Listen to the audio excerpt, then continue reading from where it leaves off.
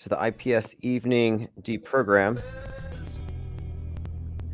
So we're going to pick up where we were leaving 4.7 thing, and we'll see where that's gone, as well as other recent developments.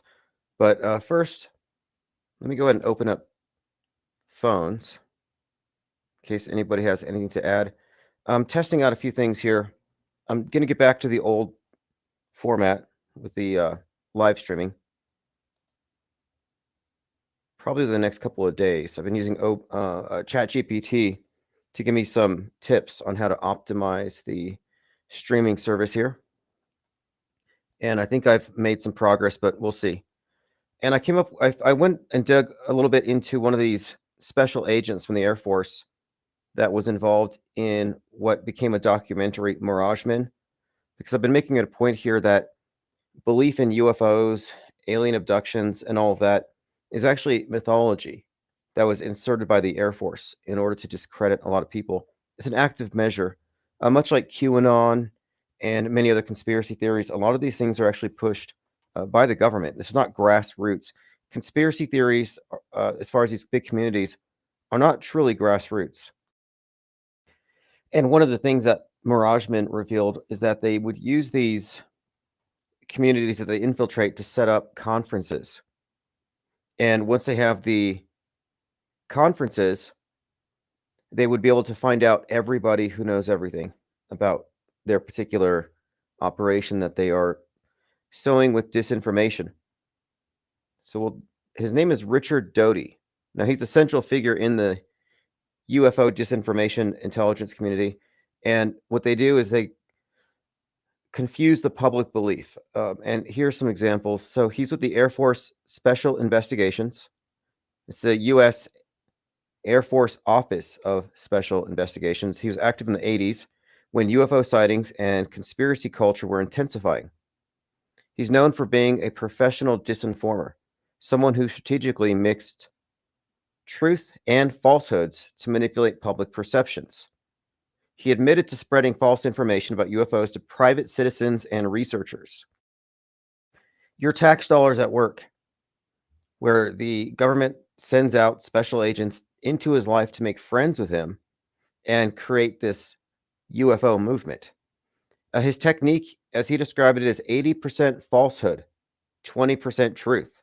Just enough fact to make it believable. So it's mostly lies, mostly. Let's see, there was a individual named Benowitz. So he was the electronics expert who was monitoring lights from Kirtland, and he was the one who suspected UFO activity, and he was targeted with this disinformation campaign. So it actually started here locally, here in Albuquerque, New Mexico. And the Air Force here, the agents, encouraged Benowitz to believe in underground alien bases like Dulce, New Mexico, alien human treaties. And the guy had a mental breakdown and had to be institutionalized. They drove him crazy. And from what I recall, and I have to rewatch it, but I'm pretty sure they tried to tell him that they were lying the whole time, and he didn't believe them. Let's see what else is here. Doty's work, we'll talk about the special agent, shaped modern UFO mythology, alien abductions, black projects, hostile aliens. He blurred the line between reality and fiction deliberately as a tactic of information warfare. And if you think they're just doing this with UFOs, you're crazy. I mean, you're naive. This is just one little area where we have some insight into how this thing works more, I think, broadly, that this is everywhere. Every single area that the media focuses upon is essentially 80% fiction. I'm always trying to be conservative about it. Like 10% of the news is fake. But when it comes down to it, it's all framed with fakery. It's on an edifice of fakery. So it doesn't really matter at this point. Welcome to Planet Netflix. So Richard Doty's not just a source in UFO lore, he's a key architect of how it's been shaped, manipulated, and weaponized. Whether seen as a rogue agent, a scapegoat, or a mastermind, his influence has left a lasting mark on how people think about aliens and government secrecy. So this has been a topic as of late. the UFO community has been widely discredited by someone who was a well, I think, known disinformation agent. And Richard Doty had alluded to this disinformation campaign and had said he had been approached by Space Force. They wanted to hire him. Well, anyway, that's just a little bit of background information. But let's get back into the 8647 thing, because last night I was doing a review of Final Destination Bloodlines. Now, Drastic Liars called in about it, and he said it was an awful movie.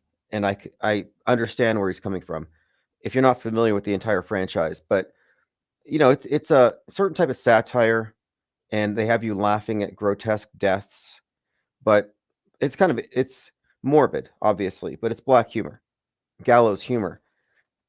But what this particular episode, or I guess it's a series, I don't know if this is the final one, but it kind of bookends it. So between Final Destination 1 and Bloodlines, you have 9/11 predictive programming built into it, references to a future event in Seattle that a character has a prophecy about, which overlaps with pre-existing foreshadowing throughout entertainment and otherwise regarding some Seattle scenario with specificity. Because remember, this channel predicted Ground Zero Seattle before 3/11/2020. We said World War III starts on Wednesday. And a lot of this was based on stuff like Colony and Westworld and, of course, Netflix. But we were right. Ground Zero was Seattle. It just wasn't a nuke. But it did start World War III in the sense that the entire world was engaged in this information war campaign and everybody had to capitulate. But my point being, this Final Destination movie sews these two things together succinctly. And I was noting something else too. The first one comes out in 2000 and features people dying in a horrific plane crash. And you had the characters who were lucky to have survived the plane crash. How many celebrities have we heard from who could have died on 9/11, but they switched their planes, or they overslept, like Michael Jackson, Mark Wahlberg? There's a whole slew of celebrities who almost died on 9/11. Oh, who's the other one? Seth MacFarlane. And that's what Final Destination is about. They almost died. But in retrospect, it almost looked like you were seeing what 9/11 was like for those people in this movie, how it was represented. And, it gives the imagination nightmare fuel. So when you're watching the news, you're able to believe it real. But just as that one gave you 9/11 nightmare fuel, so too did this new one. Even though they're in the Space Needle at the beginning of the movie, it's a burning tower and people are jumping out of it, reminiscent of what would have been experienced from the tower perspective. So I'm just saying, the movie was very 9/11-y. But one of the points that I emphasized was that the destruction of the tower in the movie is triggered by a penny that falls into some machinery and just chain of events, an unfortunate sequence of events. But even in the trailer, it focuses on the penny, which, of course, Abraham Lincoln.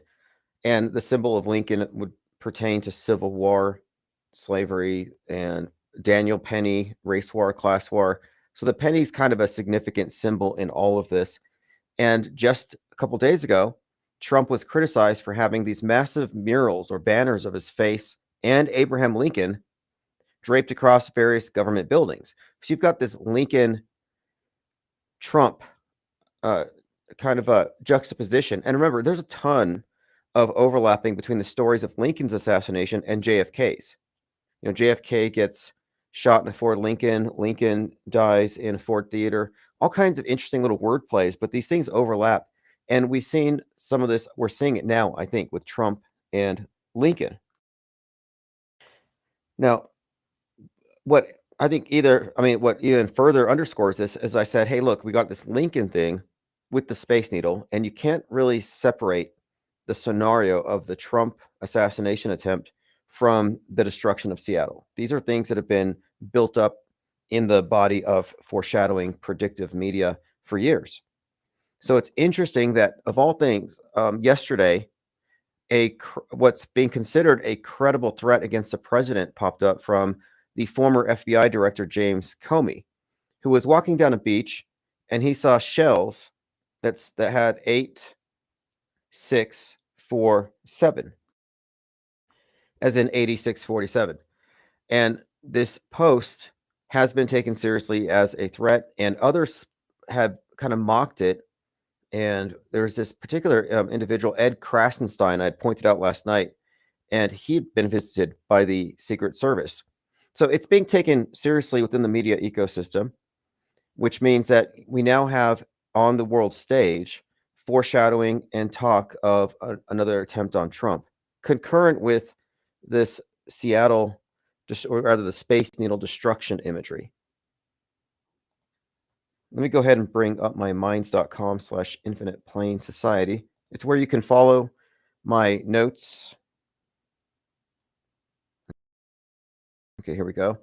So this is from multiple sources familiar to colleague, myself, and former director James Comey. Secret Service went to where he's at about his deleted 8647 Seashell post. He was not arrested, but it was a standard interview where he was allowed to explain himself, no details yet. And that was this morning. Here's Ed Krasenstein. I literally had the Secret Service at my house more in a minute. He's not using Grammarly. Grammarly does not let you say literally in every sentence like people do. That needs to kind of stop. Let's get the rest. Okay, now Trump commented on it. So Trump commented on FBI Director James Comey's 8647 Instagram. He said he knew exactly what he meant. A child knows what that means. This meant assassination. Donald Trump called him dirty, and people have brought up various reasons why there might be some kind of animosity there. But they did get Trump's comment on it, and he's just passing it on to others. Again, Don Trump Jr. said, James Comey casually calling for my dad to be murdered. Now, but this is the part that I wasn't expecting.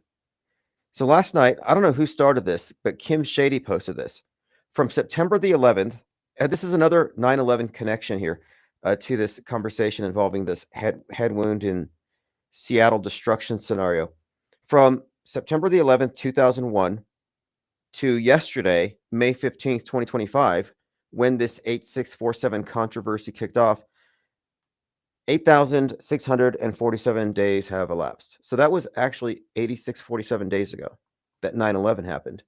So now you have a lot of people who noted this message, seeing this other layer to it. So there's a 9/11 tie-in.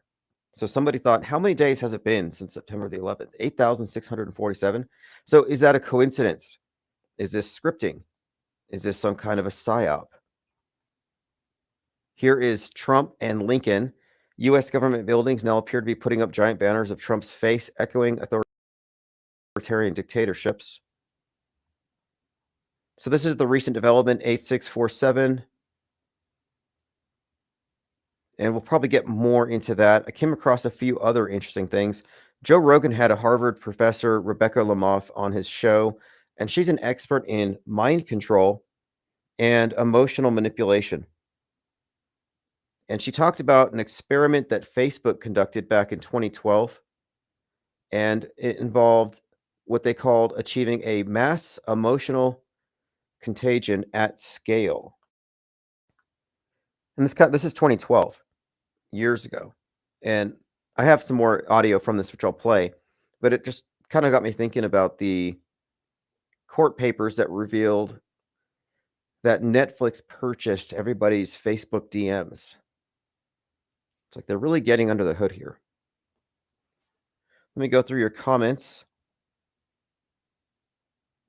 Diana South is joined, Frank Murr, Roxy W. Clockwork 113. Observing Reality says, I haven't seen the new one, but I've enjoyed the Final Destination movies I've seen. Well, it's doing very well, despite the fact that Jurassic Liars didn't like it. And I admit it's probably terrible. I'm not judging the artistic merit. I'm just looking at it from its propaganda value, but it looks like it's going to be a huge hit. It's already achieved some milestones. And Sinners, another movie that has figured prominently in the psyop arena. These movies back up the psyops, but Sinners has set some very significant records for horror movies. Observing Reality says, I saw an old map today of Memphis where Elvis and MLK Jr. died, and there is a giant kraken-looking sea monster in the Mississippi River.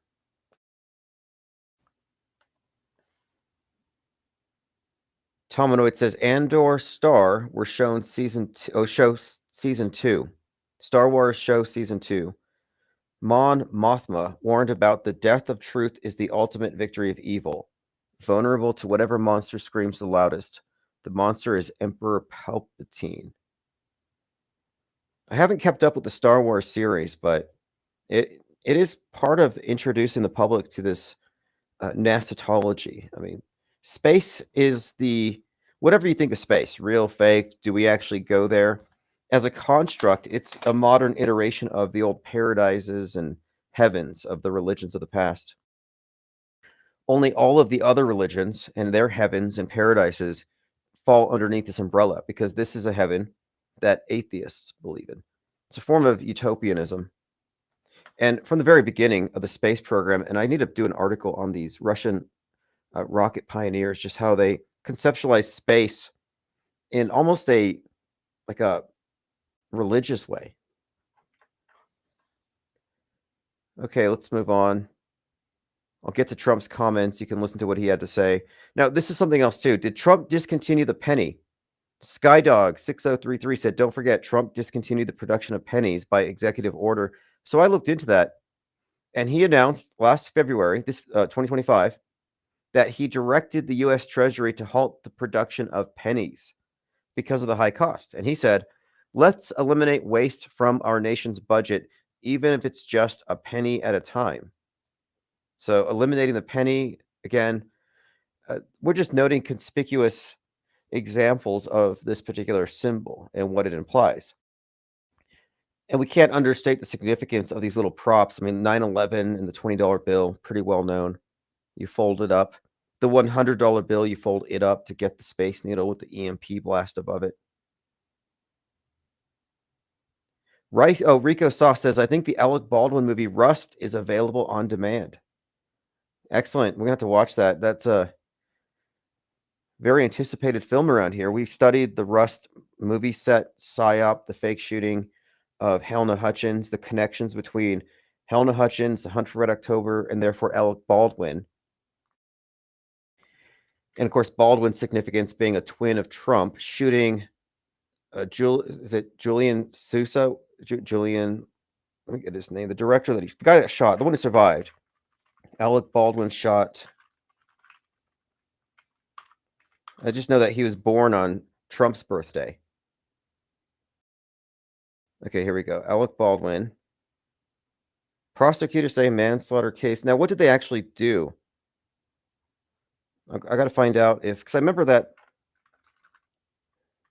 he shot the one guy who was, of course, the cinematographer died, and the other guy was I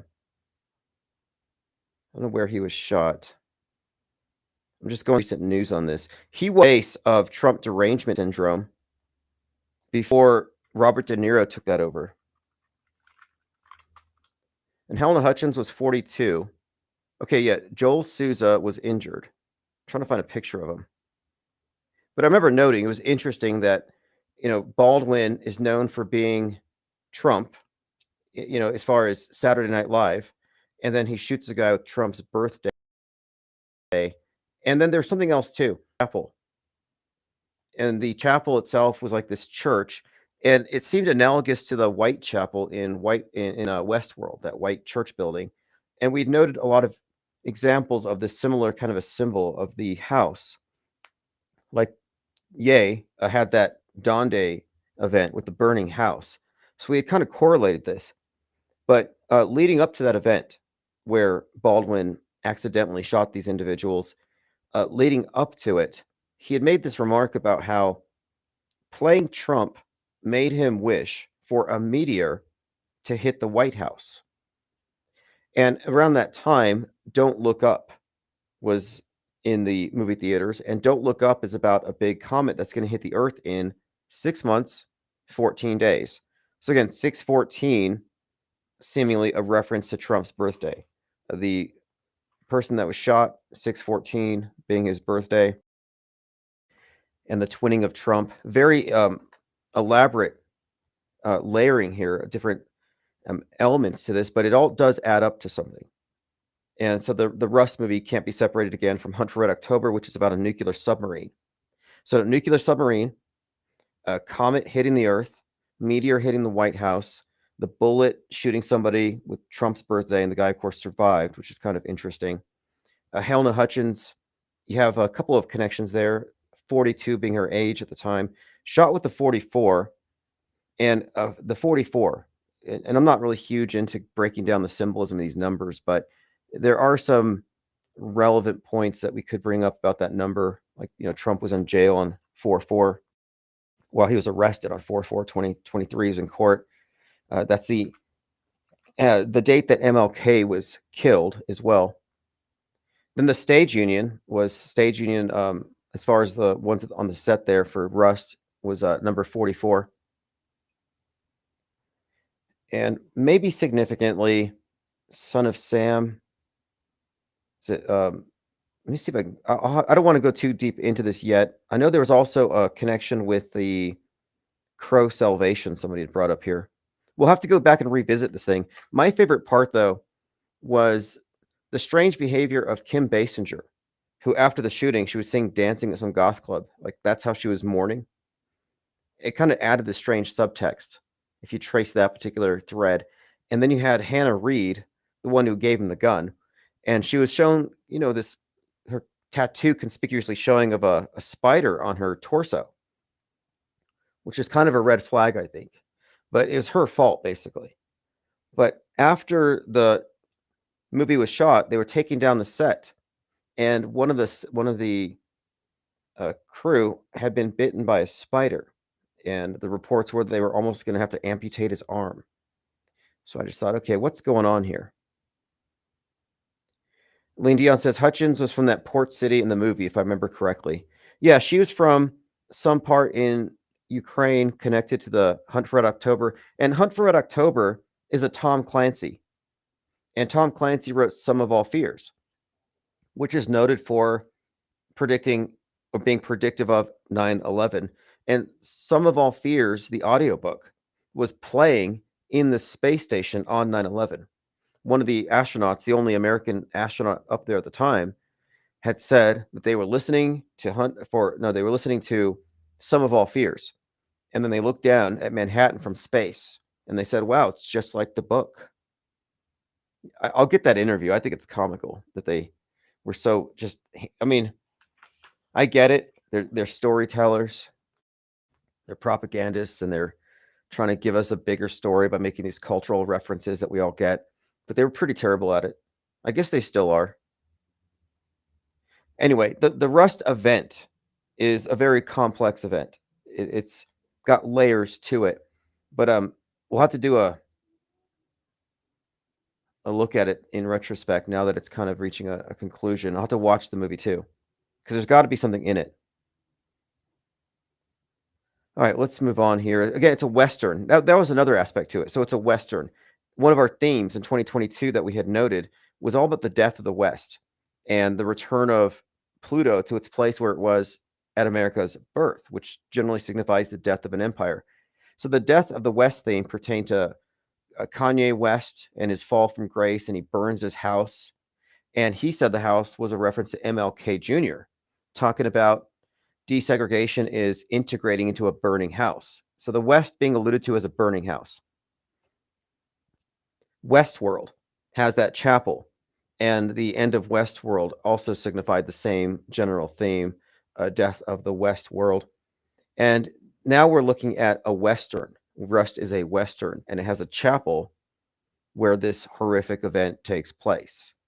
So there's like this overlapping with this symbol of the burning house or the destroyed house or the chapel. And it might relate to the West, the White House. I think it's the same symbol basically as the Titanic, as a metaphor for the West sinking, too big to fail, hubris, like the Tower of Babel story.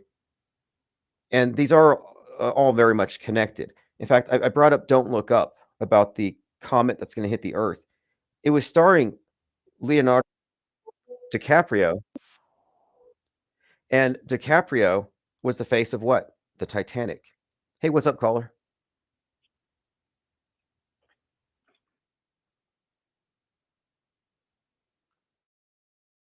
Okay, what's up, Jurassic? Let me go ahead and make sure people can hear you. In the chat, let me know. Oh, by the way, I might have to bring up your window really quick. Give me a second. So while I got you on the phone, I was scrolling through Twitter today, and I saw some Twitter feed, a pretty big account, and he was sharing the number 8647 and some breakdowns on it. And I was like, I read handwriting, and it was a screen capture from your video breaking down the significance of the 8647. And from that, he had derived, or you had derived, 84, as well as 611. So, care to explain?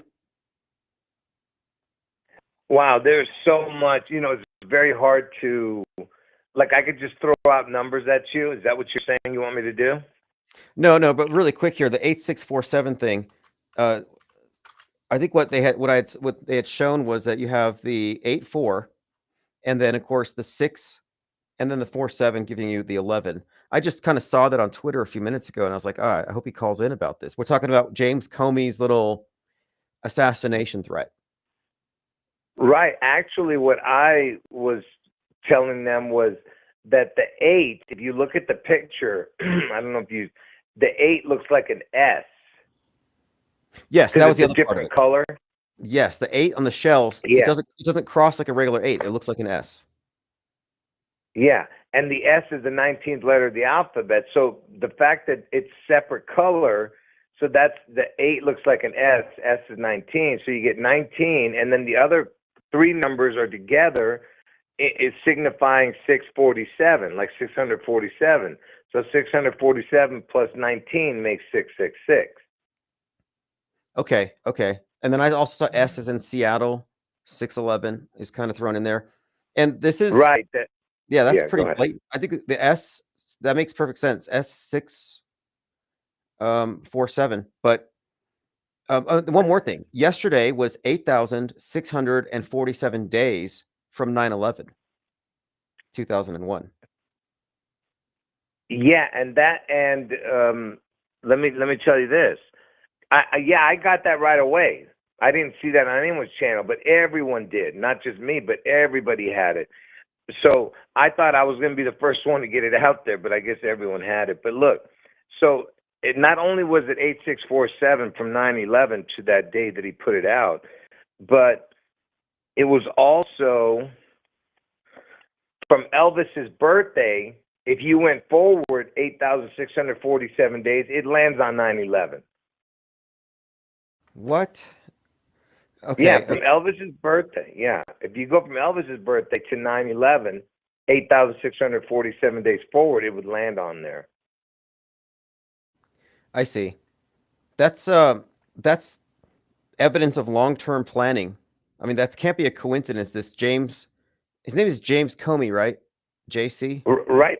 Yeah, but let me tell you some more. Yeah, the JC for James Comey. Now, from James Comey's birthday, which is George Washington's death date, 12/14, from his birthday forward, 8,647 days, it lands on Elvis's death date. Which is 8/16/77, right? Yeah, but no, not the year, just the date. Just the date. It passed because it, yeah. I see. Okay, and by the way, Lincoln has been popping up a bit. I'm not sure what you think of the significance of it, but the penny has been this reoccurring symbol. And I know there's a lot of connections between the Lincoln and the JFK assassination, but then Trump puts his face up on these government buildings, this big picture of his face and Lincoln. So it just seems like there's this association being made right now. But moving forward here, your prediction dates, just for people who haven't heard your channel, who aren't familiar, because we're getting close to it. What is your basic assertion here? Like, what have you basically arrived at? The 2 dates, if you want to explain it. All right. Well, yeah, on June 11th, they're going to take a bite out of the state of Washington because the apple, right? The apple state is Washington.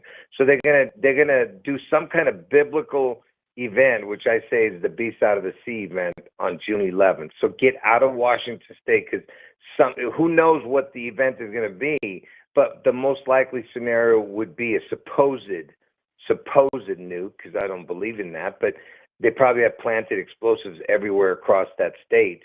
And so they're going to probably take a chunk out of the state of Washington. And of course, that Elvis's head looks like part of Washington state, right? You know that. And that's the June 11th event. The August 4th event is that Trump gets his head wound on August 4th, and somehow he makes this miraculous recovery, okay? And he opens his eyes on August 8th or something after he gets his head wound on August 4th. They pronounce him dead, but somehow he's alive. Don't ask me. It's just got to be some type of resurrection happen, some kind of form of that. So what else is your question? Yeah, that was the main thing, because we're leading up to it, and we're less than a month from June the 11th. We're getting really close to that, and this movie comes out, and terrible or not, the opening scene was, well, from the perspective of the main character, when they pull her blindfold off, is she's looking up at the Space Needle, and I thought the destruction of this Space Needle from the inside, it had too many elements to ignore, like the cracked floor, which is like a fault line, an earthquake kind of inference there. But then it was like looking from the inside of the Twin Towers as they were burning. It had the tower burning, people jumping, rushing to the exits. So I just took it as very 9/11-y. And in that sense, it was connecting 9/11 and Seattle and the Space Needle. Yeah, and I was listening to you, I think yesterday, and you were doing the review of it, and you were mentioning how it's kind of like they were on a ship or something. They were sinking into the water, like, you know what I mean, the Titanic or something.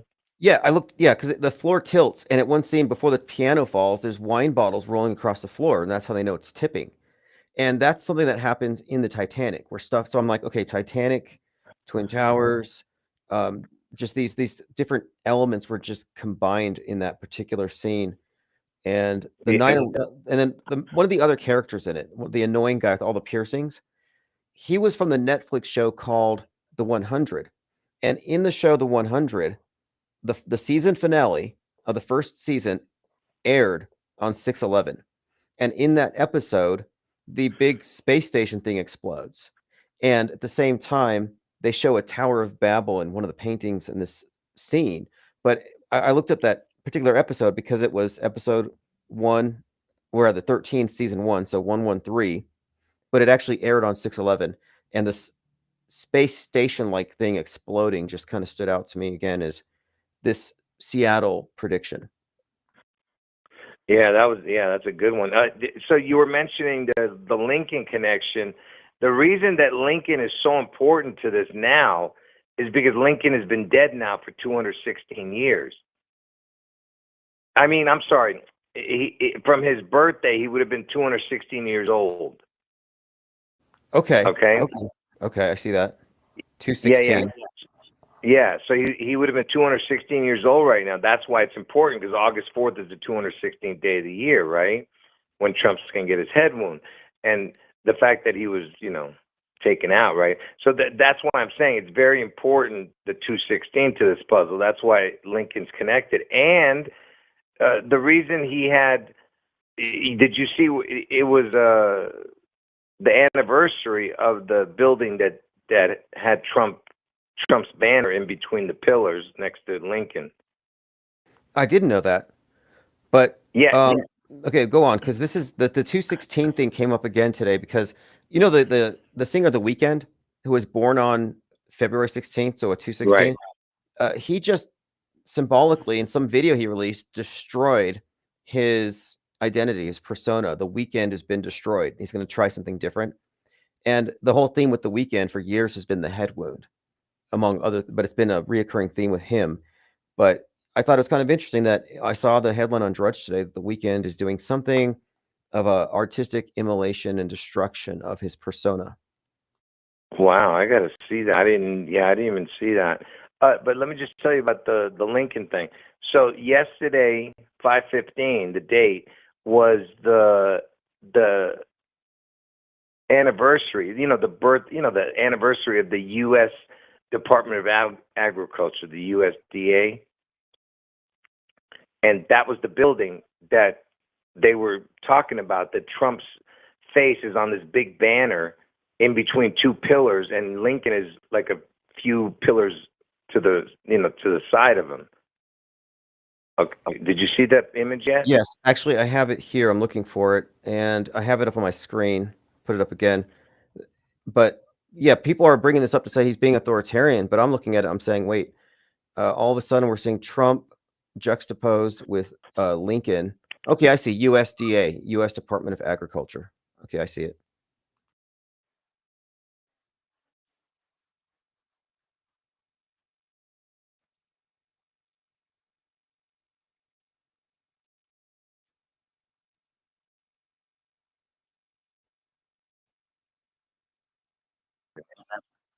$45 first.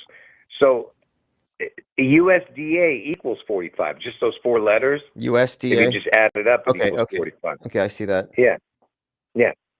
And interestingly, if you put the word of, because it's Department of Agriculture, it's DOA, dead on arrival. Interesting. You get what I'm saying Yes. with that? Yeah.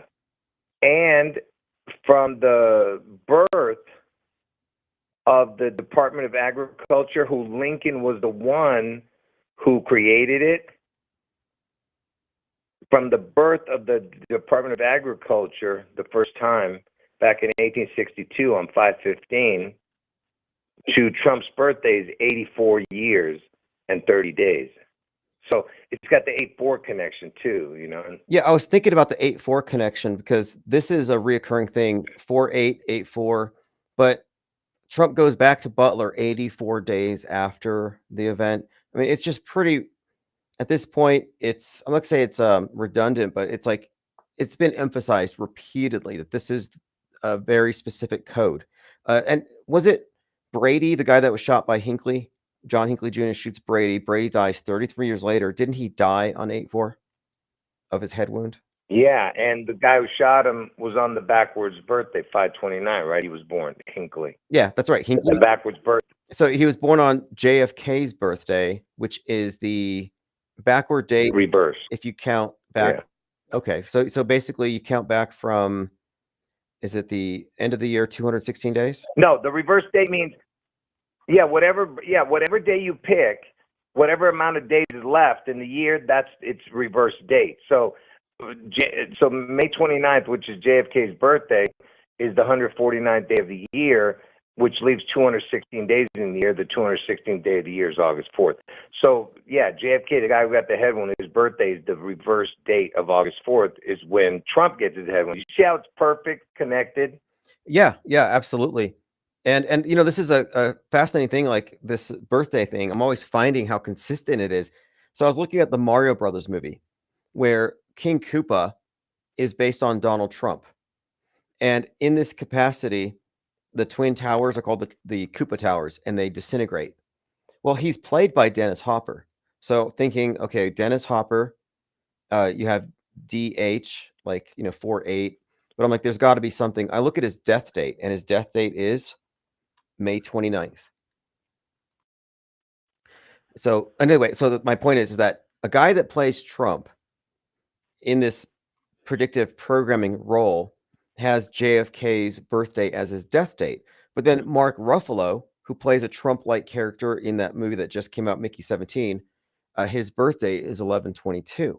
So again, just reoccurring theme here with these actors and their birth dates, and the dates are the key here.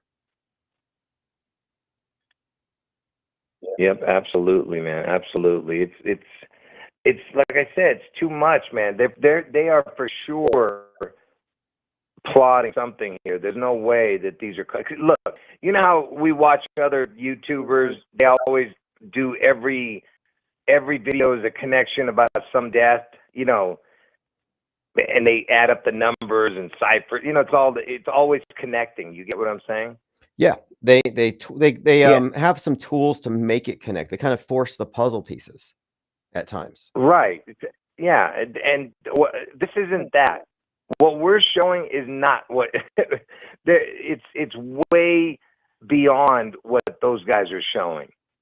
You know, we are showing actual rituals, not by numbers even. It's much more than just numbers, you know. Yeah. Well, it also looks to me like you have people who are born, or rather their backstories, given birth dates, but their entire persona, their entire world stage character is almost like a comic book character, totally fictional, but they're just encoded. And it's a interesting phenomenon, but it's observable, it's repeatable.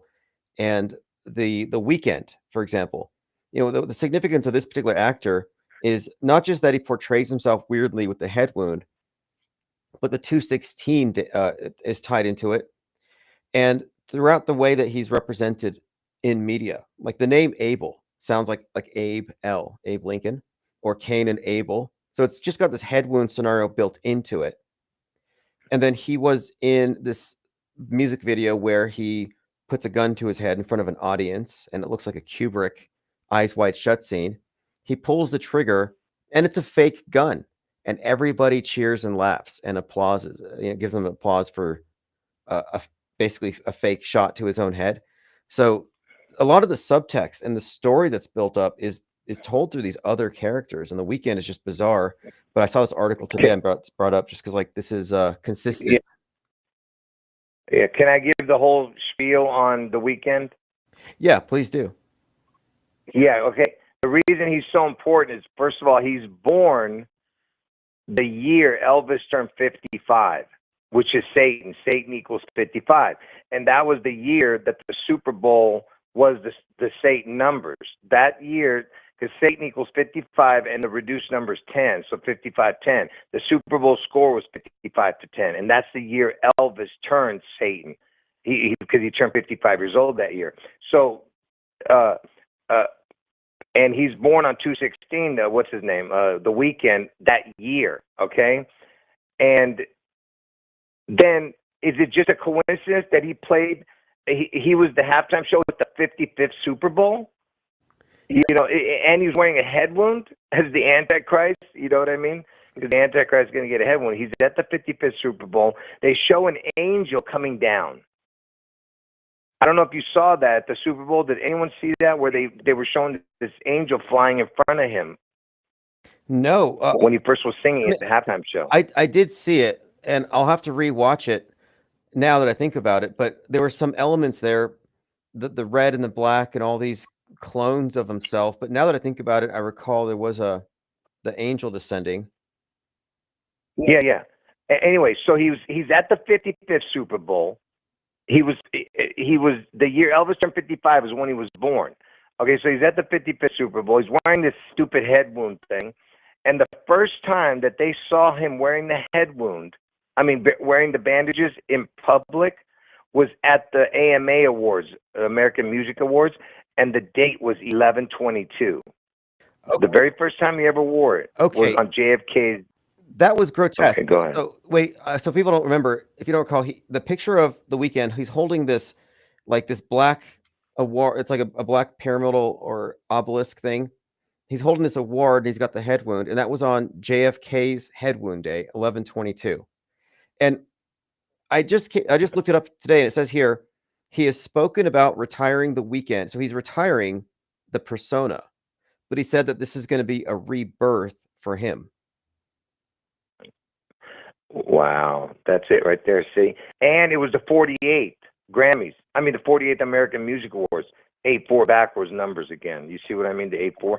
But it was 11/22, JFK's death date, that he wore it out in public for the first time. That bandages was at the American Music Awards. He's at the 55th Super Bowl, and who was 55 during 9/11? Trump. Okay, and who was 55 when Trump became? Who was 55 when Trump became president? Barack. Everything has to have a connection. You get what I'm saying? So Barack was 55 when he was when Trump was elected and became president, and that was of course 2016, which is the 216 again when he got elected, right? And that's August 4th, 216. But anyway, so he's wearing the bandages, and he's born on 216. 216 is 1 month, 16 days into the year. There's your 611, and it's 47th day of the year. So you have the 47, the 611 connection because it's 1 month, 16 days, and you have the 216 for August 4th. And the 47 is Trump's 47 because it's 47 days. Trump's the 47th president, and Elvis has been dead 47 years. You see how it's all connected? Yeah, absolutely. And so we got the weekend, Super Bowl 55, halftime show performance, but he's associated with the Super Bowl now. And at the Super Bowl where I think it was number 47, where you had Taylor Swift, you had the quarterback of the 49ers, Brock Purdy, in the news because he was compared to Lee Harvey Oswald. And I thought, that's really strange. Why are they comparing this guy to Lee Harvey Oswald? He seemed not to know what to do with it, but that can't be a coincidence. So he's the quarterback, and his initials are BP, which is, of course, 216. And I noticed the same thing in the Fallout movie, where you have that little Trump figurine with the bloody head wound, the blood spot on it. And the person who orchestrated that massacre was the Betty Pearson. So the BP. But the Lee Harvey Oswald. Butler, Yeah. Pennsylvania. Yeah, exactly. BP. Yeah. Butler, Pennsylvania. Right. Yeah, it's all connected, man. Listen, that's what I mean. This is the difference between other people when they're just showing people getting ritually sacrificed or something. They show all these different numbers that connect to people that have there's no connection, there's no source for why would they take them out type of thing. Do you get what I'm saying? Just somebody, random guy gets killed or dies. I'm not saying that they don't ritually do it, but I'm saying there's no, what's the word? There's no foundation for why they would do it. That's all I'm saying. Even though it's a possibility that they're doing it ritually, I'm not saying they're not. Well, you've called out some code, like the Sun Code. And so we have this recent story with this Rodney Hinton Jr. runs over a cop in retaliation for his son being killed, and the cop's name is Henderson.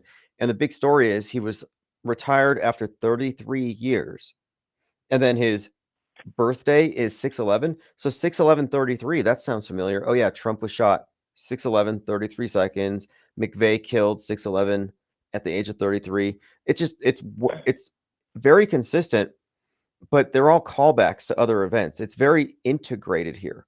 And everything you're bringing up, it's a consistent body of symbolism and archetypes and images. Yeah, and just real quick, let me go back to that 8647. So just let me say this first. From Elvis's birthday, because he had an identical twin that died at birth, and the word twin equals 66, okay? So from Elvis's birthday to the day the Twin Towers fell was 66 years, 8 months, 4 days.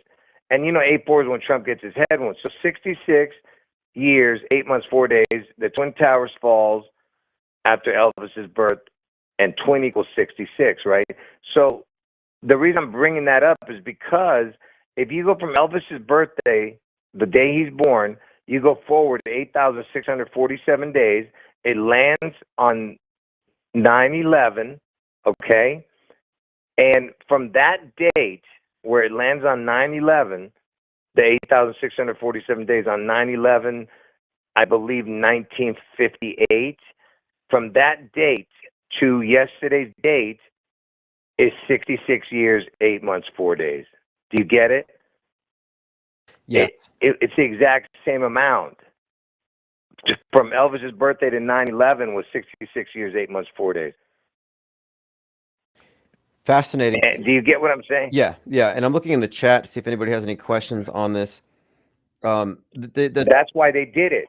That's why they did that. That's what I'm saying. This whole thing was for Elvis ritual. I got it. This 8,646 days from 9/11, poised as a assassination at Trump and getting mainstream coverage. That's also kind of new here. That this story, this threat has gone mainstream, and after it's gone mainstream, the number of days between that and 9/11 has kind of gone out there, and people are like looking at this as this is very peculiar. Yeah, and did you know that he had a son? That Comey dude. He had a son that was born on August 4th who died 10 days later. Oh, that's crazy. Check it out. What's his name? James Comey. I'm gonna look this up here. His son. Check this out. James Comey. Stanley Kubrick died 666 days before the first day of 2001, and that's just notable because, of course, his whole film Space Odyssey, 2001. So it's kind of interesting that the timing of his date just happens to fit that. But I was thinking that movie that we were referencing, Final Destination Bloodline, the Space Needle scene is set in 1968. And 1968 is where they begin the construction on the North Tower, which was hit 33 years later. But again, that movie ties together 1968 with 9/11, just like by setting that particular scene in 1968. So that is another, I think, connection here between these two events that they're making. And ultimately it's about the prophecy of the Space Needle's destruction, which hasn't happened yet. Right. And Elvis's comeback special was in 1968 too. Oh yeah, okay. And after Trump's Butler, Pennsylvania head wound, he was gone for a few days, and he shows up at the RNC, and that's where Hulk Hogan was. And when he shows up, the floor is polished like a mirror, and you can see him. And behind him, it has the name Trump, but the font is like a bunch of light bulbs, like from Vegas, and it looks just like the Elvis comeback font. And I put these two together, and I'll share it again here soon. But they framed Trump making his comeback as Elvis's comeback. Not a coincidence. Yeah, and they showed the White House that looked like Elvis's house. Remember? I was playing that, yeah. Oh, yes, that's right. That's right. And Hulk Hogan gave that speech there, and the Hulk Hogan thing is just interesting in itself, because the H88, but Hulk Hogan speaking there, and then you have in the new Captain America, the president becomes the Red Hulk. And in the trailer that came out the day before Butler, Pennsylvania, came out on 7/12/2024, that's when the trailer came out, and Harrison Ford's character gets shot at in a theater and has to duck the assassin's bullet. So the president gets shot at and ducks beneath the podium, just like in real life the next day. But later he becomes the Red Hulk. So I'm like, wait, Hulk Hogan, what's going on here? Red Hulk. And then Mark Ruffalo, who plays a Trump character in Mickey 17 that also has a bullet grazing his head, very Trump-like character. He's the other Hulk. So I don't know the significance of it, but we have various associations of the Hulk with Trump for some reason. Yeah. Can I ask you a question about the Final Destination thing? Don't give away anything because some people want to see it. I just want to know, did you not think that the end was not the end? Like, you get what I'm trying to say? Like, didn't you think there was going to be more? Or am I mistaken on that? It was way too abrupt. I thought it was like an abrupt ending. And I started walking out during the end credits. I should have stayed for the whole thing, but it had the penny. So for the last 2 minutes of end credits, it was a penny rolling across a bunch of obituaries connected with lines like a conspiracy mind map, but it was focused on the penny. So Abe Lincoln, his face is associated with the destruction of the Space Needle.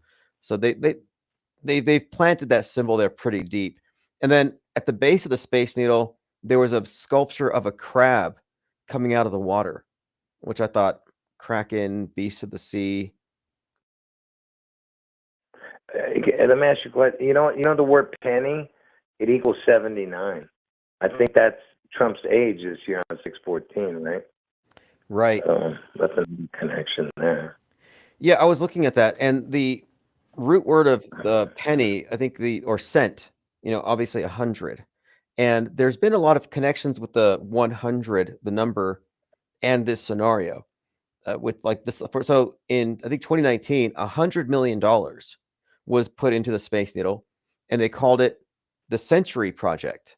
So again, 100 century. That TV show I mentioned called The 100 has the space station falling, and it aired on 6/11.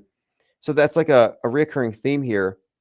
The 100, and then the renovations of the Space Needle. That's quite a bit of money to be putting into it. And then Chris Cornell, his statue's there on the ground at the what used to be called the Electronic Music Project, EMP. And just the other day on The Voice, some singer performed Soundgarden song Black Hole Sun. And it was just announced that Soundgarden is being put into the Music Hall of Fame. That all just happened. Wow. So yeah, go ahead. So just like between that, so you got the Chris Cornell Black Hole Sun references, and before the Space Needle exploded, they were playing Johnny Cash's song Ring of Fire. So JC, Ring of Fire, just like the Corona.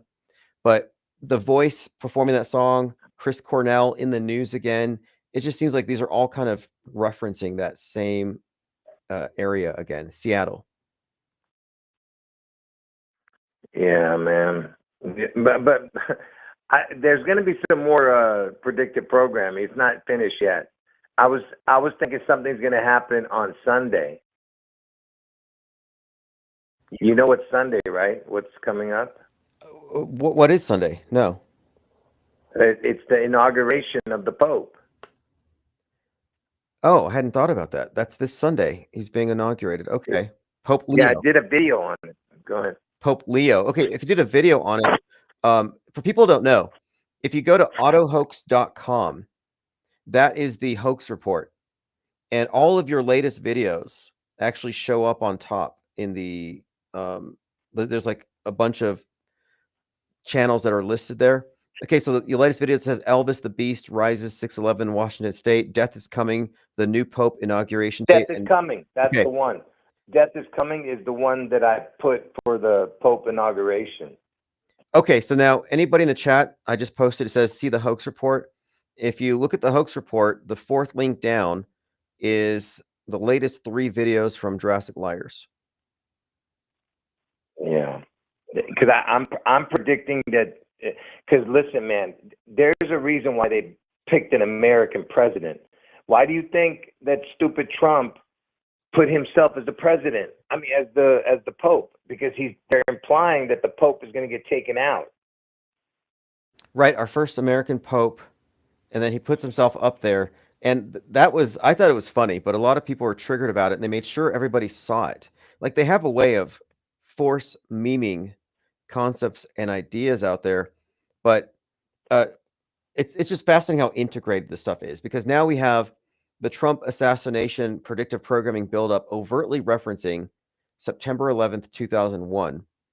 And James Comey, obviously, his role in this is, I think, scripted, but I have to look more into this. But I just thought, okay, this has got to be Jurassic Liars' purview here. Everything. Listen, if you look at the Pope videos I've done like 3 or 4 of them. Even the ex-Pope dying on the day he did, which is crazy. He died on the 63rd anniversary of the Space Needle, and even the number itself of the Space Needle, it was open on 421, right? He died on 421. 4 times 21 equals 84, and 4 plus 21 equals 25. So it's like that's the exact date that Trump's going to get his head on, 8/4/25. And 421 is the backwards date of 9/11. It is the reverse date of 9/11. See, get what I'm saying? It's all, Well, let me run this by you. So on May 10th, this Russian satellite fell down to Earth. And we were talking about it because it was just like this movie where the Russian satellite falls down and the main character is based on Trump. He gets a head wound, all kinds of connections here. But that thing was headed towards Venus. So you have this thing headed towards Venus, falling down to Earth. It just kind of got me thinking, Venus was previously, known as Lucifer. So I thought maybe there's some correlation here with this satellite falling to the Earth. I don't know. What do you think? Well, if it fell on 5/10, it's the 130th day of the year. That 130 equals Washington. So I don't know. Other than that, I don't know. But you could be right. I mean, well, and another I point, don't know what when in that trailer for the movie Megalopolis, when the satellite's falling down to the Earth, that's in the trailer, and it has the Statue of Liberty in the foreground, and then the falling satellite in the background. So the association with the Statue of Liberty here is that it's made of copper, which is associated with the planet Venus, and the connection between the Statue of Liberty and Lucifer has been made based on this famous painting by William Blake. But anyway, I think there's a connection there. There's definitely a connection here. Yeah, and Elvis. Yeah, and Elvis is the Statue of Liberty, the old one. That's the other part of it. The Statue of Liberty's face looks conspicuously similar to Elvis's face. And and the copper connection. You know that Elvis was buried in a copper casket? I did not know that. Okay, copper penny. I don't know if that's reaching, but the metals are all associated in the occult world with the various classical planets and the associated deities. So that's kind of I wonder what copper equals. I think it might be. Could it equal 84? I'm not sure. Let's see. PP is 32. O is 15. Is 47. C is 50. E is 55. R is 18. No, I think it's 83. Am I counting it wrong? I don't know. Somebody's got to do it. Yeah. My brain's not working right now. Yeah, I'll have someone figure that out. Lean Dion says coronavirus was termed in 1968. So 68 was also the year of Newsbenders, Space Odyssey. And Space Odyssey is where they made it very clear that the sun and the moon forms this corona symbol is like, I think that's when it really became where you can see the connection between corona and 9/11. Like these major psyops are all referencing each other, layered, but the symbolism is consistent throughout. Yeah, copper equals 83, not 84. But yeah, man. Anyway, I'm gonna definitely call again, man. Hopefully you do. Are you gonna be doing a live stream every day now? Yes, I'm back on schedule. And I'll be here every day, if not morning and evening. So absolutely. So definitely. And you got to be more careful, man. We don't want you to get your channel taken down. That was for some stupid old Kanye video. And yeah, that was pretty lame. In 4 days, it'll be back up. But yeah, I'll be watching that. And again, you can send people to autohoax.com. Your videos are listed there. I handpick only the people who know everything is fake as hell and who are looking at the bigger picture. But your videos are linked there for the convenience of listeners here. So I'll make sure I'll catch up with your last one about the Pope. I'm interested to see what you had to say there. Yeah. But that video is just talking about his inauguration. But if you look at my other videos about the Pope, I show all the connections of how he's connected to all of this, But yeah, definitely, man. I'll talk to you later. Appreciate it. Appreciate your viewers, man. Awesome. Thank you for the call. Have a great evening. All right. Take care. All right, everyone. That is Jurassic Liars. And again, for your convenience, his channel is listed at the Hoax Report, which I haven't promoted that much lately, but I will.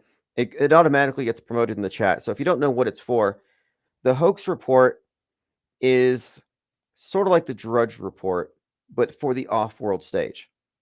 We're not promoting anybody who hasn't figured it out. So it's just a hub. You can actually find a link at the Hoax Report for fakeologists, audio streams. I've got various forums linked there. And if you think I need to add anybody, if I've missed any channel that you think should be listed on the Hoax Report, just let me know. It's just advertisement, and it gets a lot of organic traffic. autohoax.com, but it's the hoax report.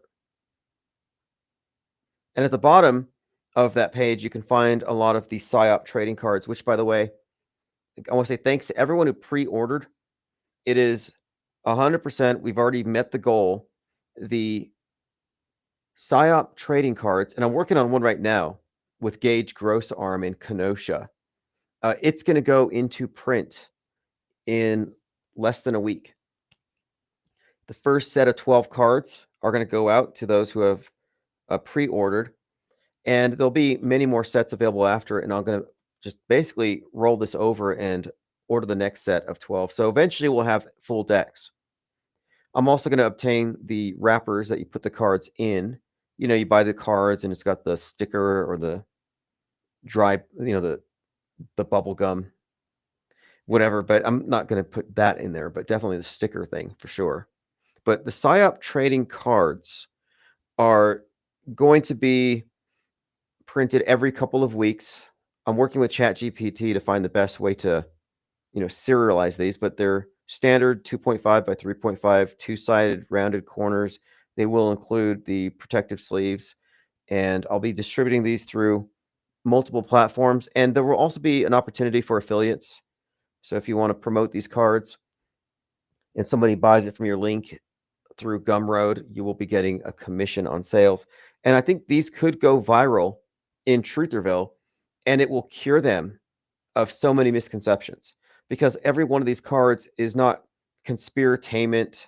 It's not X-Files type conspiracy theories, but it's actually mass media deconstruction and Psywar analysis. Lean Dion says, Trump earshot with ketchup card. Yes, that has to happen.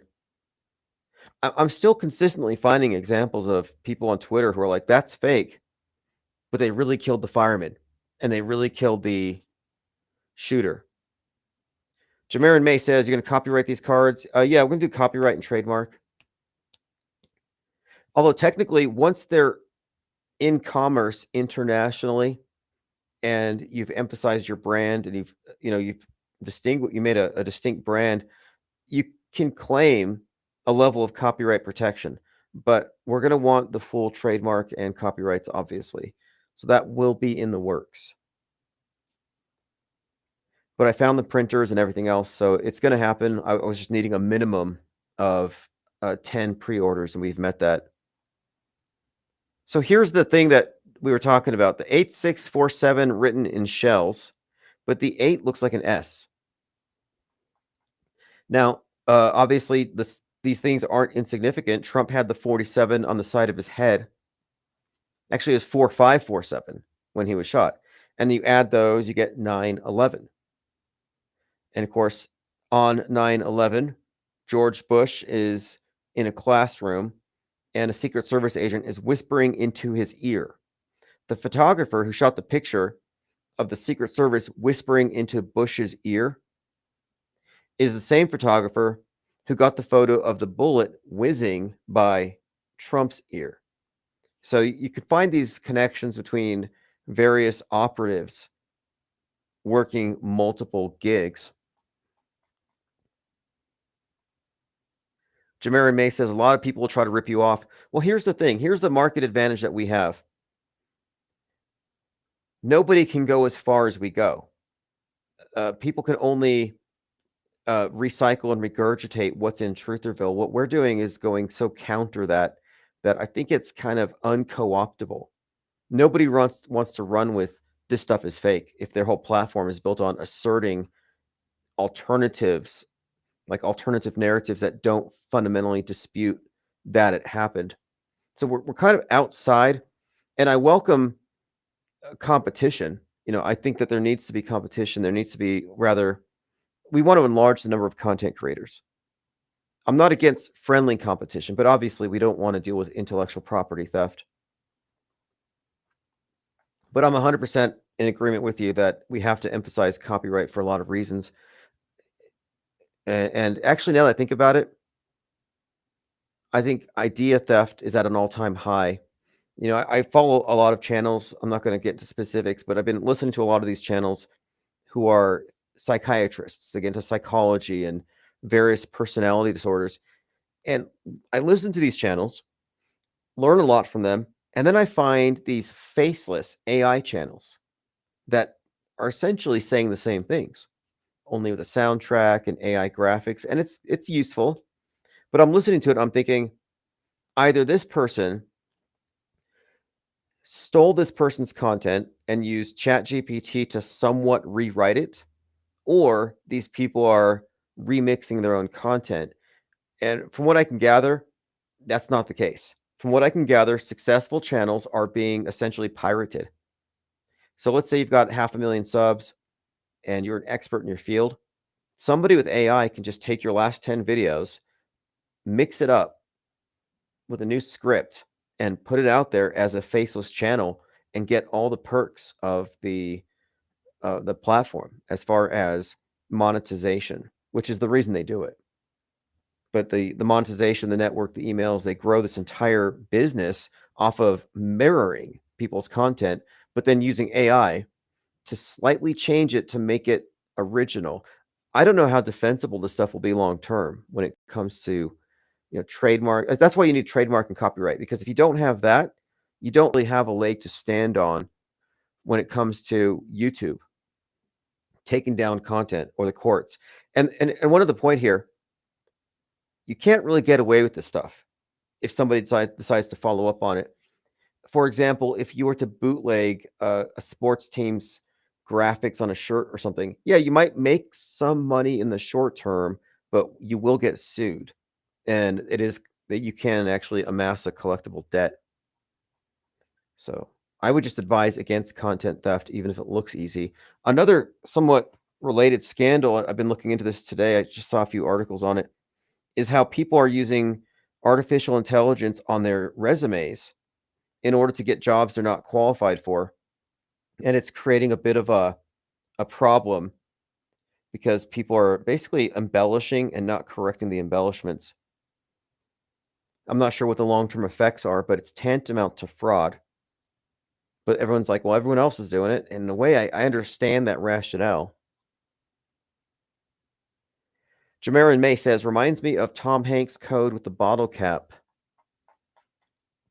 Oh, Tom Hanks, 6 weeks before the death of Isaac Cappy, puts a bottle cap on the ground next to a piece of roadkill and a glove on Route 66. And he's like, that can't be roadkill. Just some bizarre Instagram post. And people said, it's 42 days before Isaac Cappy dies. So you have the cap, you have the glove thrown down because Cap had just accused Tom Hanks of being a baby eater, an adrenochrome junkie, one of those Satanists. So you have this ominous Instagram post of a piece of roadkill next to a cap and a glove. What makes it, I think, almost certain that this was foreshadowing is that Isaac Cappy was, in fact, roadkill. He was thrown off a bridge on Route 66. Not sure who did it. They claim that two people tried to stop him from jumping, but whatever the case, he landed on Route 66 and then he was hit by a truck. So some have said that this was a hit by Tom Hanks on Isaac Cappy, who is something of a Hollywood whistleblower, making these wild accusations about people in Hollywood parties.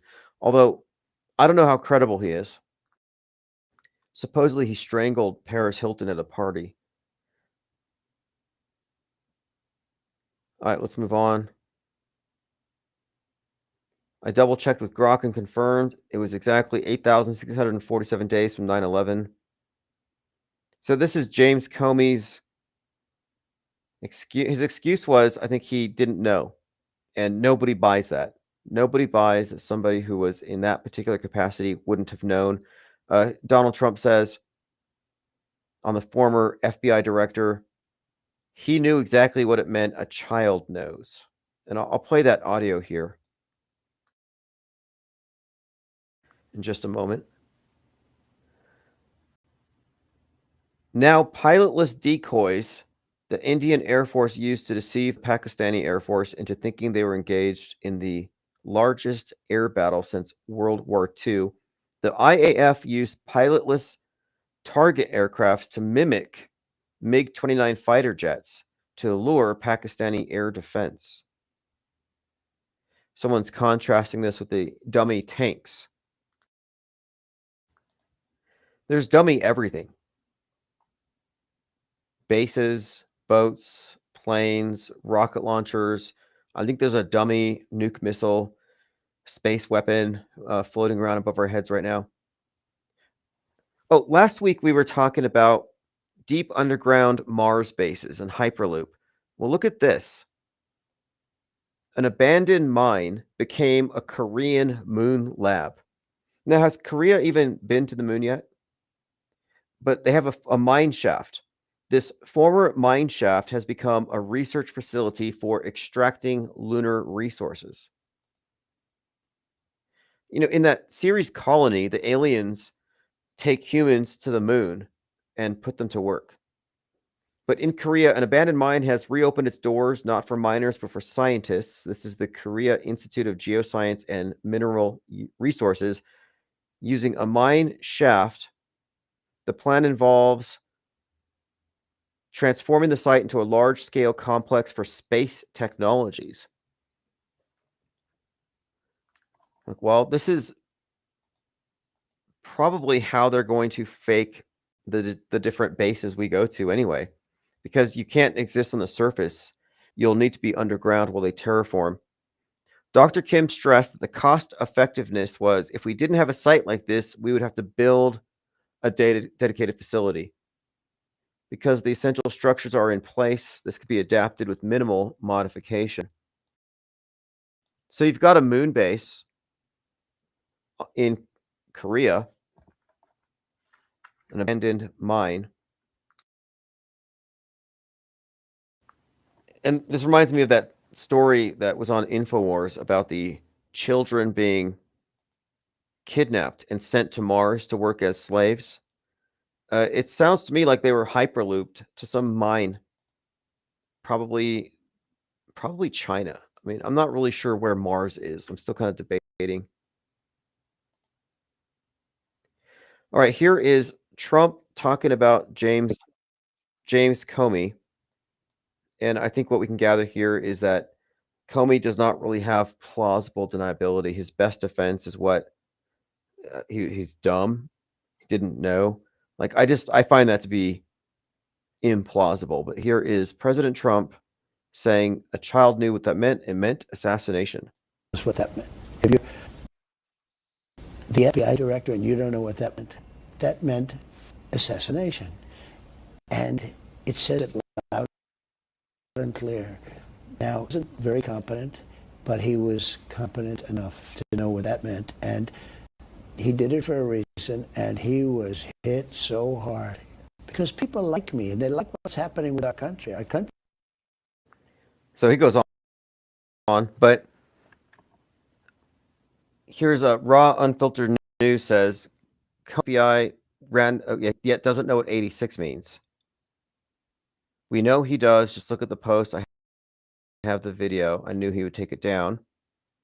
Let's see what else we have here.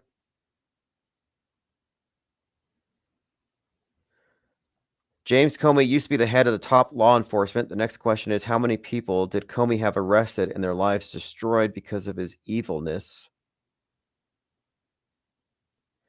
But then people are pointing out what could be construed as hypocrisy, because you can find a lot of MAGA merchandise for 8646.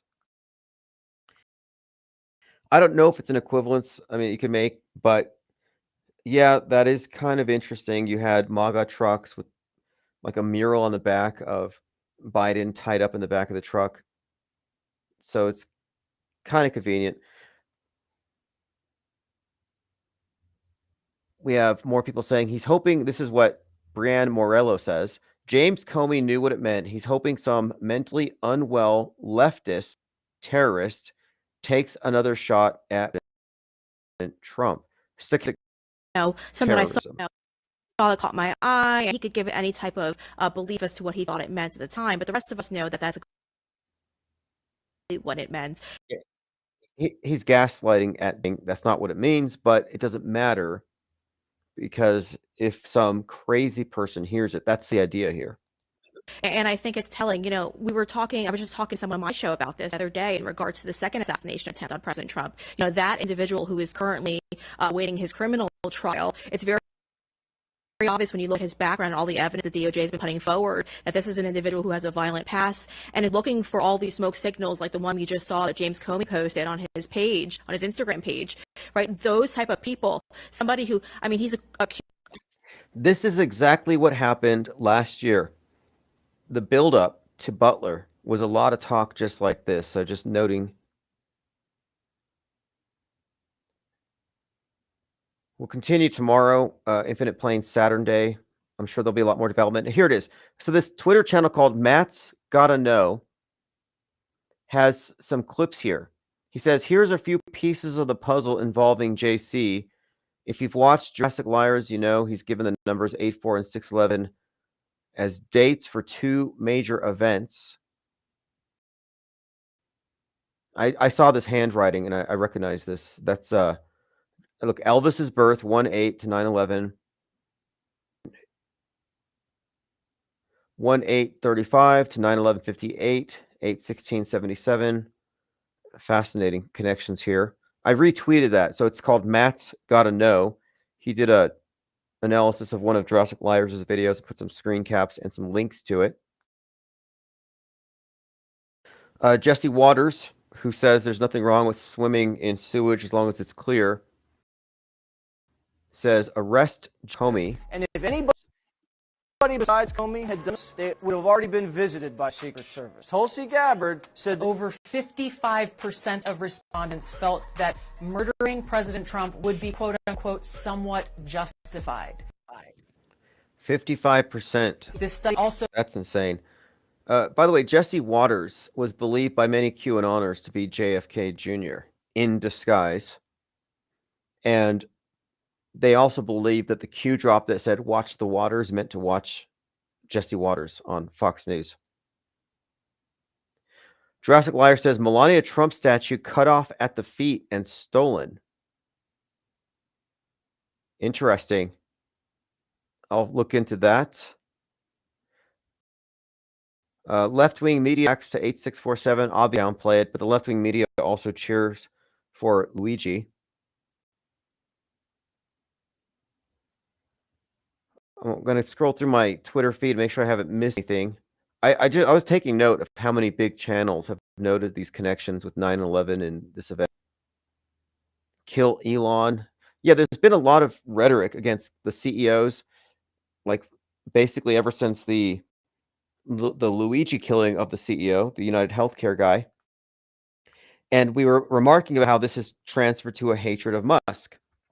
And in the madness, that's the general theme. The left wing comes active and crazy and violent and goes after the CEOs. And what have we seen since? You had the guy with the green beret, the guy with the Cybertruck exploding outside of Trump Tower that kind of sent this message. But we look back and on the Saturday Night Live, where Musk was Wario, Luigi tries to kill him in the courtroom, but then they stop him and they end the skit. But Luigi about to throw a turtle at Wario, who was basically Elon. Interesting bit of foreshadowing. A deeply creepy, enormous, brooding banner of Trump hangs next to Lincoln outside the Department of Architecture. So this is going around the news. USDA, and you heard Jurassic Liars talk about the significance of that. But again, this is going viral. This story, deeply creepy. And I'm just noting that they put this next to Lincoln. So you have this connection between Trump and Lincoln. Not a coincidence. And then Lincoln is all over. I mean, the penny starts the thing going off with the Seattle Space Needle-like structure in the Final Destination. And when it ends, it's focused on the penny rolling around the screen, connecting all the different dots. So Lincoln is just encoded into this story.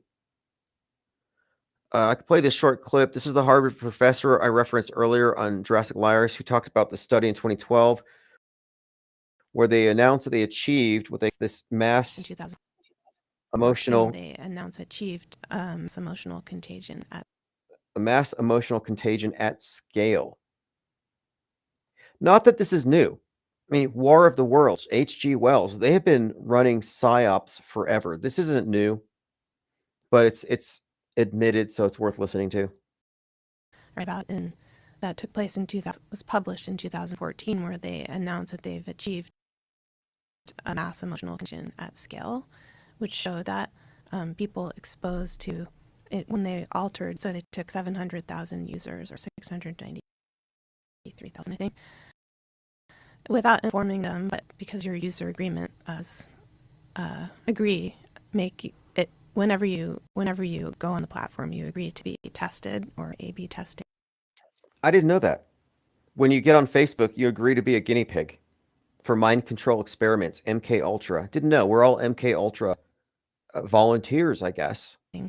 So this experiment exposed a group to a more, their news feed was altered in a negative direction emotionally as measured by software, and they discovered that group that had responded in a more negative way as judged through their.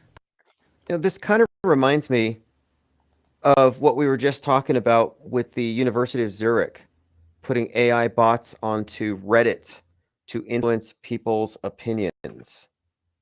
Same thing. All right, we'll be back tomorrow morning tomorrow afternoon, tomorrow morning possibly, but for Infinite Plane Saturday. So if you're here in the comments, thank you for your participation. A lot of interesting information tonight. Lots more to share tomorrow. And make sure you're signed up to the newsletter. I send out email. And Infinite Plane Saturday. Have to look forward to the inauguration of the new. Should be interesting. Have a great evening.